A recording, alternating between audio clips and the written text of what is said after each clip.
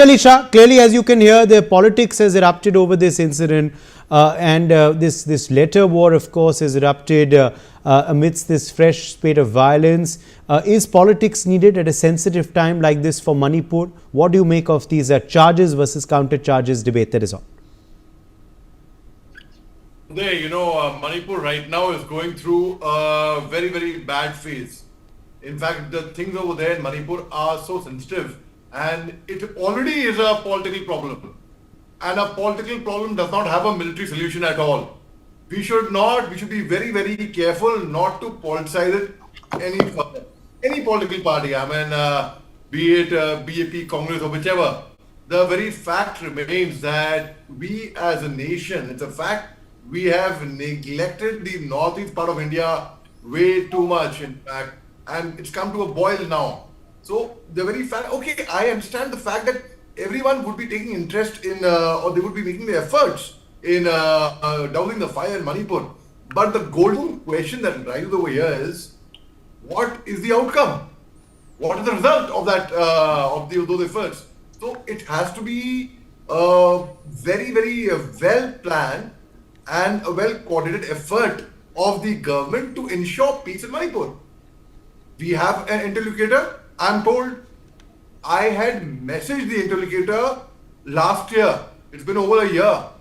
I haven't got a meeting with the interlocutor as yet because I have served there. I feel for Manipur, and forget about that. I don't know how effective the interlocutor has been to get both the communities together.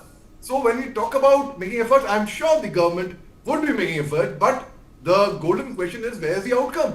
And what is the outcome? Today, both the communities are suffering very badly. The Maites and the Cookies, their relief camps, and winters are fast approaching. So the very fact is, will we continue going on playing politics on them and use it as a political board to fight the elections? No, that is a very, very wrong way to do it. And accusing someone that, okay, you did not do, the previous government did not do, forget it. Forget what happened in the past. Let's look ahead. Let's look how are we going to be resolving it. And it's the responsibility of whichever the dispensation is currently.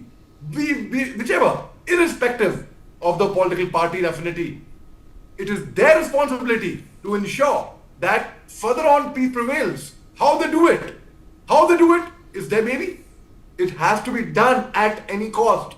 And the nation's first priority should be to get peace in a beautiful state like Manipur, with beautiful people over there. They have contributed a great deal towards nation building. Not only names like Mirabai Chanu, Mary Kom, Razan Tayam, and list goes on.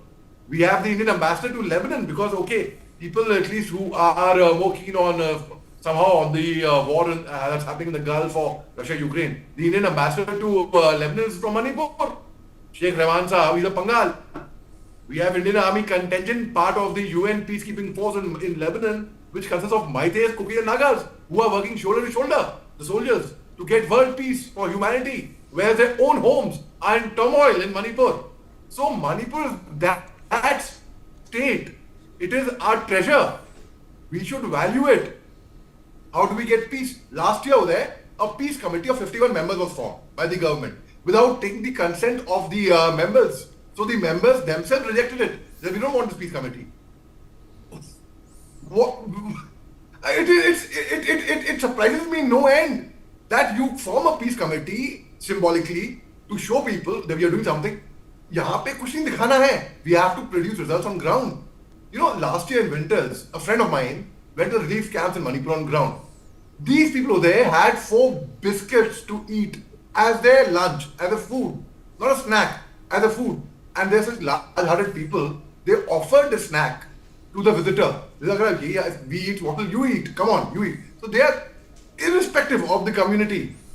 And the wounds are only getting too deep over there. Wounds are only getting too deep. And let me tell you, if it persists, we are already seeing it's getting politicized further. Political parties are playing politics on it now, irrespective of whichever party. But foreign nations who are our adversaries, who are not happy with India's progress, they will take advantage of it. And who is going to be blamed thereafter? Who will be blamed? Who is going to be responsible for it? We ourselves, every single citizen. Unfortunately, people outside the northeast part of India are not well versed or well aware with what's happening in Manipur. Right? They don't know about the northern part of India. For them, Manipur, I had an argument a few days back. Somebody was telling me that Manipur is in Guwahati. That is the level of understanding of those people. Manipur, a state, is in a city, is in Guwahati. That what illogical things. So the very fact is, the opinion of say a former Director General like Lieutenant General Pradeep Nair, who's just retired from the Assam Rifle from the army. He was the DG of the Assam Rifle. There is Lieutenant Shokin Chauhan, there is Lieutenant Sangman. They are former GOCs there from there. Their opinion should be taken. It should be consulted. They know the ground reality on ground. What's happening? They have been former GOC SPECO. They have been former chairman C5 Wanted Group. They know exactly on ground. They have people. They are well connected with the leaders of both the communities. They should be brought to the town and spoken to. They should play the role of interlocutors. So I think the government can appoint a couple of more interlocutors, because if this has to be, getting more and more troops of CRPF will not help over there. With all due respect to CRPF, you pump in more troops, you pump in by air, whatever. How will force help in bringing about peace? You can pin someone down forcefully. Can you convince them to maintain peace and law order? Today, Manipur is suffering not only of the underground problem which used to be there, it's having a law and order situation also. The social groups, unfortunately, they've picked up arms. The social groups now have become armed groups. So a common person has become a village volunteer.